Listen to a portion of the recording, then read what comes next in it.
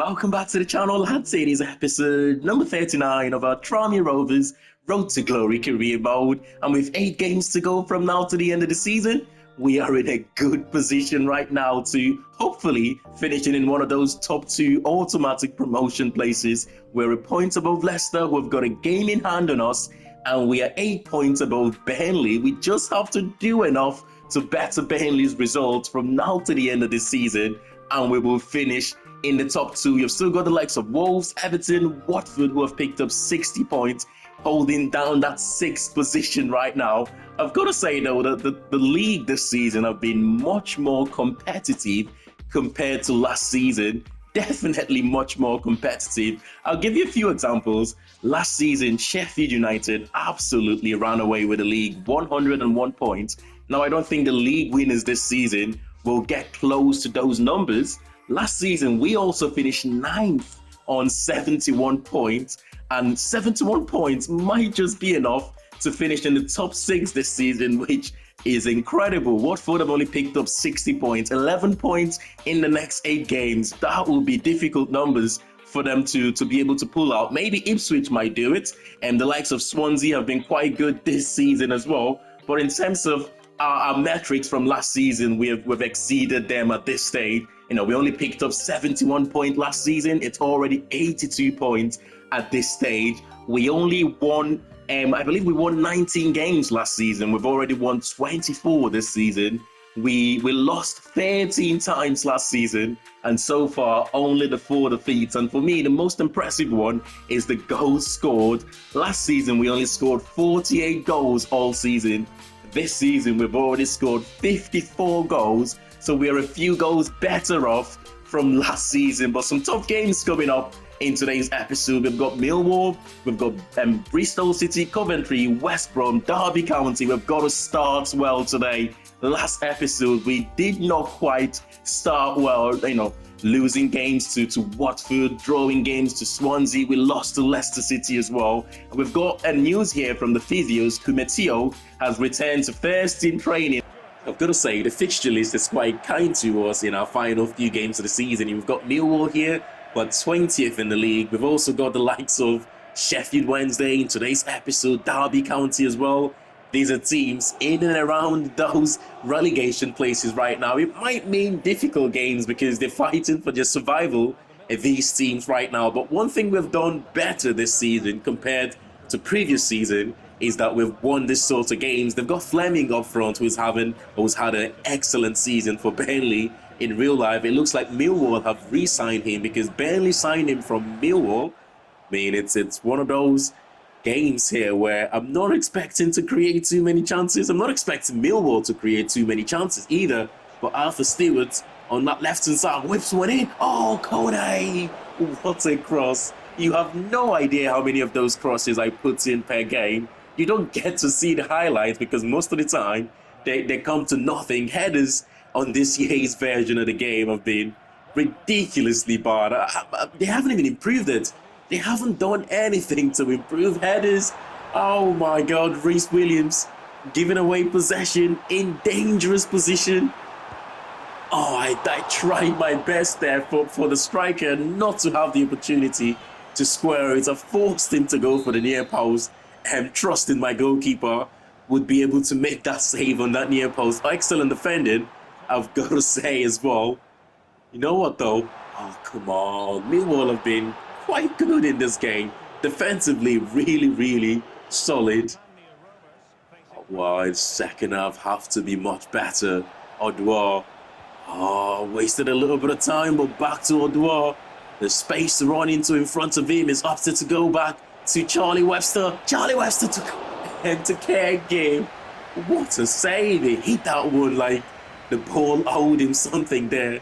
What a fantastic save. Condell is coming on to replace Kelly.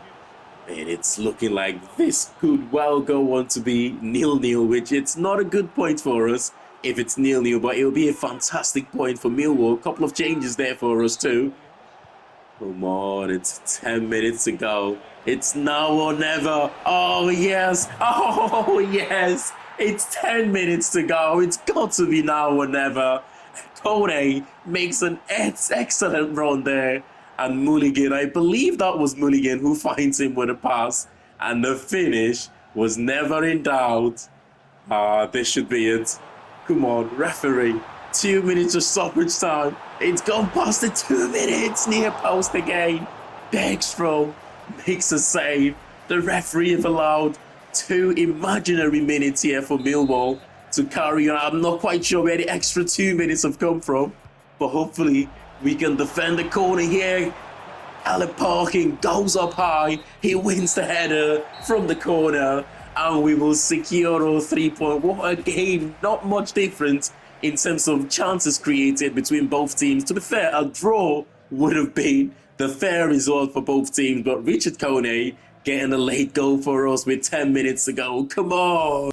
We've got to be really careful about this next game against Bristol City, because the last time I checked, Bristol City have won against Leicester this season, they've won against Burnley this season, they've won against Everton this season, and those are the 3 teams behind us right now. But it looks like Burnley and Leicester both won their last games. But before we go into the games against our next game against Bristol City, we have got our Youth Academy Scout report to take a look at. And starting in the Netherlands, where we're scouting for a goalkeeper advisor we have been scouting for a few months now, we have Bas de Kooning in our academy at the moment, who could have potential to be special, but he's only 55 starting overall right now. Unless there's something better than that, we will get rid of most of these here, but we will scout and maybe Barker here, Alexander Barker, a little bit further. The rest of them, I think we will just get rid of them now. The starting overall doesn't seem to be getting any better. And in England, where we're scouting for defensive options, Bradley Bentley, though, still remains his potential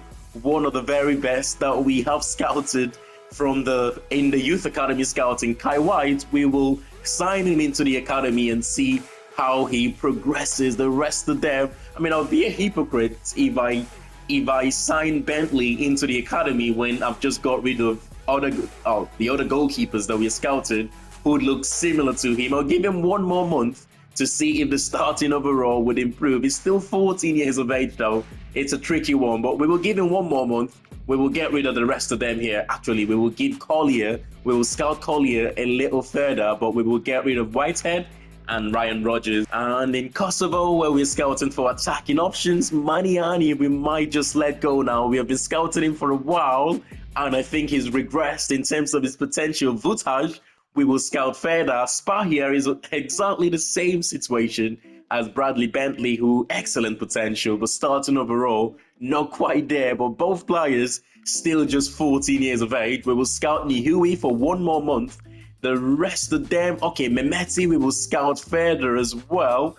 The rest of them, we will get rid of. So we will continue scouting Spahia, Mehmeti, Nihui, and we will get rid of the rest of them. For a quick Youth Academy update here, Bas de Kooning is the reason why we got rid of the other goalkeepers. 88 to 94 potential.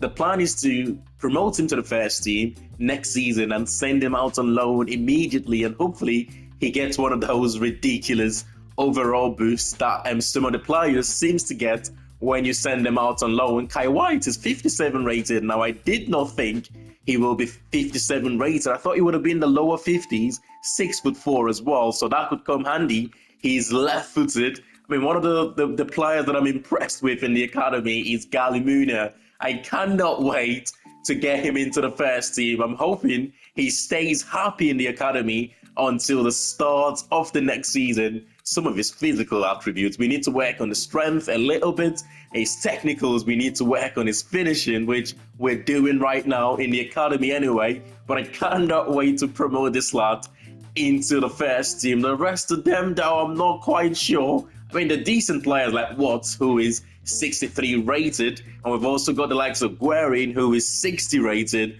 but Galimuna is the star of the academy right now. And you've also got Bas de Kooning, who, as I explained earlier, promote him that starting next season and send him out on loan. He could have potential to be special. Bristol City seem to be that team that we all know of, and 1 or 2 of them in recent seasons, in recent times. I mean, Bournemouth comes to mind. That reminds me of what Bristol City have done this season. You know, a team that are sitting mid-table with no chance of going on to to achieve promotion or qualify or finish in the top 4, top 6 places. But for some reason, they're so good at playing the teams that are in and around the top. I said they remind me of Bournemouth. Think about the teams that Bournemouth have won against in the Premier League this season. It's crazy how things like this happened, even in real life. Like I said, Bournemouth, perfect example this season. I'm sure there have been few of them down the line. Bournemouth this season, we've got a defenders here. Bournemouth have won against City, they've won against Aston Villa, they've won against Chelsea, they've won against Nottingham Forest, I was going to say, I believe. So ridiculously good against teams in and around the top. We've got to take this game under control right now. Scott Twine is injured there. I'm not quite sure how, but here is Mayulu in space. Humphries tries to come around and block the shot, but it's another save from Bergstrom. Is let it go out for a corner. We've got to take control of this game. Otherwise, it would only be a matter of time before one of these chances that they're creating ends up in the back of the net. Here is McRory in possession. Bark has done well there. Really well. I think that was Odua who is back in our own box winning possession. But look at the space. Look at the space for Kone. We have defended for the whole of this game so far. 25 minutes into the game, we have been stuck defending in our own half. Our goalkeeper making saves after save. But on the counter-attack, we have scored one of the easiest goals ever. Can't believe we're in front here, We still haven't got control of this game. Oh, Mayulu finds Baird with the shot, but it's a poor shot. Only fell kindly to Mayulu once again. Bristol City have got a shot on target. He must have made about 4 or 5 saves already in this first half, which, we've got to stop them from doing this, man. Oh, come on, Arthur Stewart, you're better than that. That's an easy pass there to Callum Parkin in midfield. Scott Twine goes for it with his left foot. Oh my God, he was injured a second ago. It felt like he might have been substituted. He's been allowed to carry on. And of course, we can see why that finish, though, on his left foot, his 8th goal of the season. In the second half, hopefully, it's much better than the first half. I did say we've got to get control of that first half. Emeka Odua coming whiskers away from getting us the second goal. Sam Bell is coming on to replace you for the remainder of this game. The goalkeeper goes long there. Can we win the header? Gibb has done well to win possession back for us. Webster goes out wide to Lawrenson. Lawrenson inside to Gibb. There's not too many bodies in the box, but little cut back to Callum Parkin. Oh my God. We have started the second half much better than the first half. The only thing is, we never took control of that first half. As soon as we scored that goal, if we had took control of the game like this, we would have been in a much better position here. Mayulu, oh, that's excellent defending there from Rhys Williams. This game is here to be won, I still think both teams would have 1 or 2 chances from now to the end of the game. Who takes the chance though? Gibb. Oh, what a save. What a save. Our goalkeeper kept us in the game in the first half, and the Bristol City goalkeeper is keeping them in the game in the second half here. It's been a game of 2 halves, complete contrast what we saw in the first half from Bristol City and what we're seeing in the second half from them here. But Mayulu plays in Armstrong, and Scott Armstrong looks like he's got what could be the winner for Bristol City here. He's got the knack of scoring goals against us, hasn't he? He's definitely always steps up against us, Scott Armstrong. You cannot believe this has been a strange game, Oh, what a save. This has been such a strange game, really strange. That's it. Bristol City get a 2-1 victory. We dominated the first half. With the second half, we couldn't take advantage of those chances. And Bristol City got 1 chance and scored from it. The draw and the balance of play should have been the fair result. And a quick update on the league table. We've dropped to second. Leicester City bettered our results with a point, 1-1 draw against Cardiff City. So we're level on points. They've still got their game in hand. However, they've got the better goal difference. Hence, we've dropped to second. Burnley, though, it looks like they suffered the same fate as ourselves. 3-1 victory, or 3-1 defeat for them, rather. West Brom winning that game away from home. So that's a good result for us, because if Burnley had won, it would have been 4 points or 5 points separating both teams going into the final 6 games of the season. This gives us a little bit of a breather going into our next game against a really good Coventry side. Not quite sure how they're doing this season, but we will take a look shortly. Coventry are mid-table, 12 in the league right now, but we know they have got a few players in that team that will cause you some troubles if you give them the chance to do so. Mulligan starts, and Kone starts, Caregive starts from the right-hand side as well. Enes Cameron starts for the first time since coming back from injury in that number 10 position, and that means Webster drops a little bit deeper for this one. Come on, Rovers. I really hope this game doesn't go anything like the Bristol City game. Of course, what both teams have in common is both Coventry and Bristol City mid-table at the time of facing them. But if you think about the game against Bristol City, the goals came against the run of play. We scored when Bristol City were on top, and in that second half, Bristol City went on to score when we were on top, which made it a really strange game, like I said. But it should be a good one here. I am actually hoping that we keep a clean sheet for once. Humphreys, oh no, I was just going to say Humphreys read that one well at the right place, at the right time, only for the ball to be nicked off him straight away. We've got defending to do here. Grimes finds, oh, I think that was Asante or low-driven shot. Bergstrom usually struggle with those ones. Oh, this is back-to-back games where we are struggling to take control. It's end-to-end, and sometimes you don't need the game to be end-to-end, especially at the start of the game like this. That's a good ball to Cameron. Oh my goodness, look how deep the Coventry City line, the Coventry City defense are for that goal. Look how deep the defensive line are. That is one of the easiest goals you've scored this season. Look at the defensive line. That is just ridiculous defending from the home side here. And his 11th goal of the season for Caregive here. Out wide to Mason Clark, a player that I do like. I believe he's got pace, he's got power, he can score goals, he creates chances. And he had a really good loan move last season at Peterborough. He's come back to the team. He was a starter at the start of the season, especially when Frank Lampard took over. For some reason, he's fell out of favour a little bit, but it's a long season, the championship season, isn't it? Things like that are going to happen as we get the second here. Caregive with the brace and his 12th goal of the championship season. Clean sheets, that's all we want now. We haven't kept one for a while. It would be nice to keep the clean sheets here. Out wide, Asante is going to chase. First time cross to the box. It looks like Cameron is dealt with it. Straight into the Coventry player. But we do hang on to collect all 3 points here. 2-0. It was quite comfortable at the end, I should say. We scored when we were on top, unlike the Bristol City game. And of course, the most important thing, we kept the clean sheet. 3 points.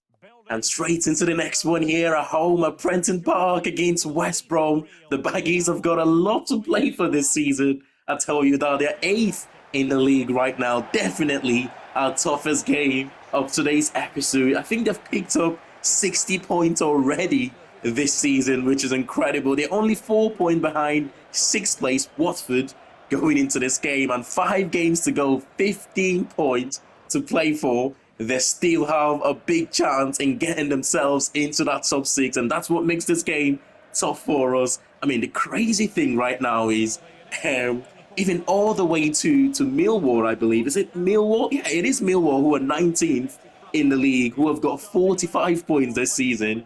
Mathematically speaking, they can still finish in the top 6. It's almost impossible, but mathematically it's still possible. I mean, it's crazy to think about it, isn't it? 19th place Millwall can still mathematically finish in the top 6. It would mean the rest of the teams and both of them would have to lose all their games, but mathematically, it's still possible. Could get an early start here. Donnelly, who's made the run from that right-hand side, he kept possession quite well to find Colour Parkin. Colour Parkin to Kone. Kone finds Odwa. Oh my God. Goes for it again. The shot's blocked. And it's going to be cleared. West Brom are not allowing that one to go out for a corner. We keep it alive. We will attack again. What starts to this game, unlike our last 2 games where we struggled to take control of the games, it looks like this could be a different one for us. West Brom, looking at the setup here, it looks like they've come into this one to defend. That's a cross from Donnelly, and it's cleared by the West Brom defense. If we play like this for the whole of the game, I'm sure it's only a matter of time before we produce something magical and score a goal. Goalkeeper will collect that one. Inside to Lauritsen. Lauritsen plays a good ball to Benaruz. Benaruz tries to square it, but it's again cleared. That is a stubborn West Brom defense here. We're going to do much more to break them down here, I've got a feeling. Possession gave away though. Can they hit us on the break? Straight back. Straight back. That's it for the end of the first half. It's 0-0. We've been the better team, not really created any clear-cut chance per se, but we have been the better team in the half. West Brom have started the second half much better than the first half. It's almost like, again, this could be a game of 2 halves where we dominated the first half and West Brom will go on to dominate the second half. Only time will tell though. Adamson waiting for the run of Donnelly from that right-hand side. He goes, oh, what a cross! What a cross! What a save! Oh, Zeno scored that one, Kone. I cannot believe Kone did not bury that chance. Wolves are 2-0 up against Preston North End here. Johnson to Price. Price! Oh my goodness, the crossbar is still shaking. That was an absolute rocket. I mean, they have been quiet all game, but out of nothing there, unbelievable strike from Price. They have almost taken the lead. That would have been completely against the run of play. But luckily for us, we're still in it. Cameron is going to get a yellow card there, I believe, as soon as the ball goes out. Is he going to go out wide? Yes, he does. To Fellow. Fellow tries to play in Pedersen, but the pass was too heavy, and Cameron gets himself that yellow card as we expected. Substitutions of our own here. And 4 players coming on. Mulligan, Patrick, Henry, and Kumetio coming on for his returning back to the pitch here. And since he got himself injured out for 3 months, it's good to have him back. But it's all about keeping the point here now. Here's Josh Meyer. Oh my God, referee. That's such a soft free kick, man. That is never a free kick. It's a contact sport, you know. You're allowed to touch the opponent. Oh my God, that did not come out right. You're allowed to feel the, oh my God, I'm making it worse. You know what I mean? You know what I mean? Not the type of touch you're thinking about. But they have absolutely scored from it. It's Jed Wallace. He's only just come on, literally, to take the free kick here. That is his first touch of the game. It's on the back of the net. I cannot believe the referee gave a free kick for that. You know, it's a contact sport. You're bound to put your hands on someone. And there's nothing much to give away to give that as a free kick. Not in a million years. I'm not having that. There's no point allowing us to kick off anyway, because they're going to end it straight from kickoff here. A game where we were the better team in the first half, in the second half, but out of nothing, soft free kick given to them, and they converted from it. And we get even further bad news here that Benjamin Guerin as well as Reece Watts have both terminated their contracts. It's a shame though, because we talked about both players in the last Youth Academy Scouts update. The fact that I felt maybe a loan move would have been best for them, but they could have, in the long term, played a big part to this team. But both players from the Youth Academy terminating their contracts.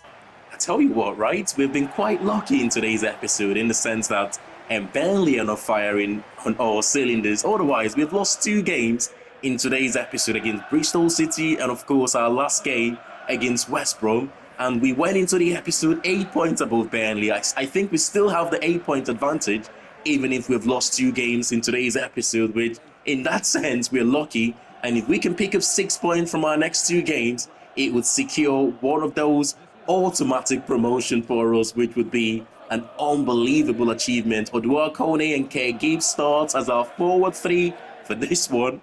Burnley? No. Derby County are having a bad season, really. I think they're just a point above the relegation places right now, so we could well contribute to them being relegated. In their last 5 games, it's 2 draws and 3 defeats for them, so it's a poor season. Kerr Gibbs turns, he finds Kone, and Kone finds the back of the net, and I believe that's officially double figures for goals and double figures for assists for Kerr Gibbs, and that is Richard Kone's 18th goal of the season. What a start to this game. They're trying to play out from the back. They're not that good at doing it. And this could be a second here. Kerr Gibbs with a goal and assist. There's nothing bugs me more than seeing teams that are not good at playing out from the back try to play out from the back. You're bound to lose possession and you concede from it. It bugs me so much, you know. You see it so many times. That's another soft free kick again that the referees have given against us. Why do they keep? It's like I said oh my God, what a strike. But like I said in the last episode, it is a contact sport. There is gonna be contact, and not all contact is a free kick. It's ridiculous, really, that it keeps going against us all the time.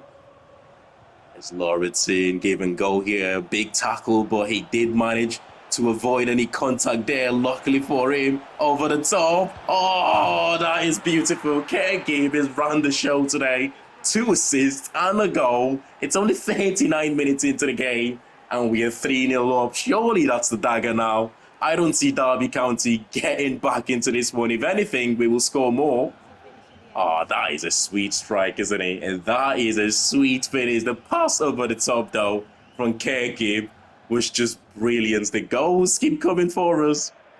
Strange thing this season is, I mean, to be honest with you, I was never too worried, even the last few seasons where we haven't scored too many goals. That's a good save. I always felt that as soon as the players start improving, as soon as we have better quality in the team, that was always going to improve. Yo here coming on to replace Osbern. We need goals. We need goals right now. 3-0 is not enough. I feel sorry for Derby County. They've met us at the wrong time here. What a save. They've met us at the wrong time. Well, we need to win to secure automatic promotion. And at the same time, to win the league at the end of this season, it could just be down to goal difference. Even finishing in the top 2 could just be down to goal difference. And you've got to try and score goals when you can't. That one is not a free kick, but yet you can touch an opponent and the referee will give a free kick for it. And that's it. It's a 3-0 victory, as the substitution didn't really make any difference in the remaining 10 minutes or so of the game. However, the game was won in the first half, let's be honest. Oh my God, the players are celebrating. I did not know, but this could mean we have secured automatic promotion. It usually happens when the players celebrate at the end of the games like this towards the end of the season. I thought we needed 2 wins to do this, but it looks like we might have well done it. Ladies and gents, as the league table shows, for the first time in Tranmere Rovers' history, we will be playing top flight football next season. We will be playing Premier League football next season, and now it's a question of, can we win the league with 3 games to go? 4 games for Leicester City, who are top of the league, and a game in hand. But to be honest, does it really matter? We've got automatic promotion. It wasn't the objective at the start of the season. It was just to finish mid-table and maybe just get into the top 6. But we have exceeded that expectation. We're going to finish at least 2nd in the league. And that is unbelievable. Still a lot to play for the remainder of the teams. Up to Birmingham can still, actually maybe not, because it's 10 points gap now between Watford and Birmingham, but definitely up to Ipswich Town in 10th, although it'll be tough for them. They'll have to go on to win their next 2 games, and Watford would have to lose their last 2 games of the season, but it doesn't matter. Why am I even worried about other teams right now? Let's celebrate, lads. We'll play one more game though in today's episode, and that will be at home to Sheffield Wednesday. It looks like Dominic Iorfa will be hanging up his boots at the end of the season, the big number 6 for Wednesday. He will captain the side today as well. It looks like he's had a good career as it is. He's got the size, he's quick for a centre-back. I mean, in the last couple of seasons, he's been one of the first names in defence for Wednesday. Last season, though, in real life this season, he didn't really play too much.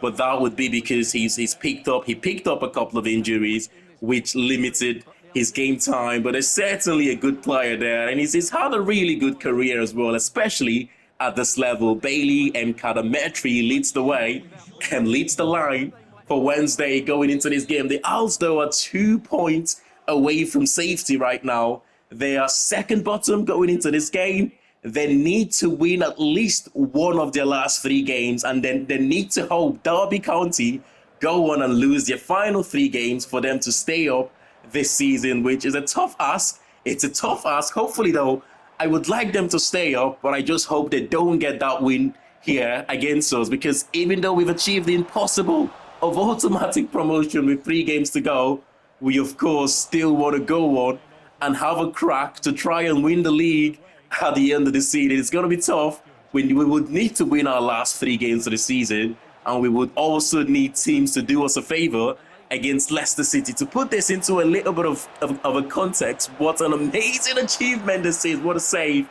What a save that is. To put this into context, what an amazing achievement this is. This will be the first time that Tranmere Rovers will be playing top flight football. The last time they came close was the 92-93 season, when they finished 4th in the first division, which would have been the second tier, the championship at the time, the first division.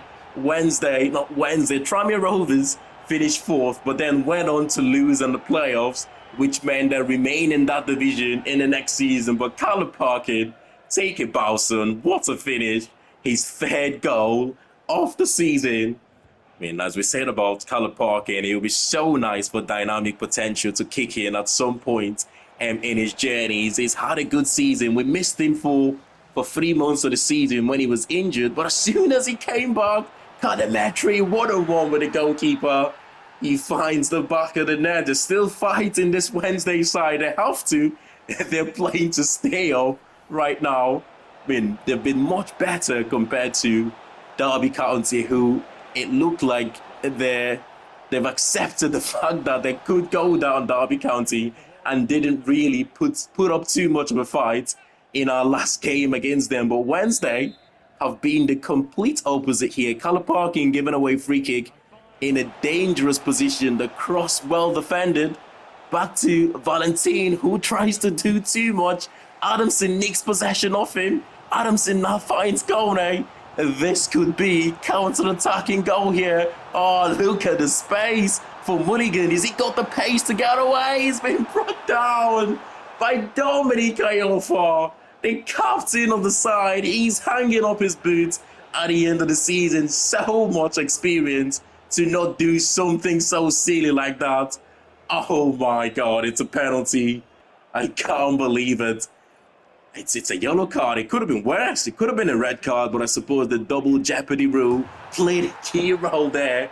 The fact that it was a genuine attempt to win the ball back, and Kone converts for his 19th goal of the season. He seems to have that knack of picking up form in the final few games of the season, isn't he? He seemed to do that for us. I mean, think about last season, right? Kone, I think he was 3 or 4 goals behind the top scorer going into the final few games, but somehow went on to win the Golden Boot, and that includes scoring a hat-trick against... Wait a second.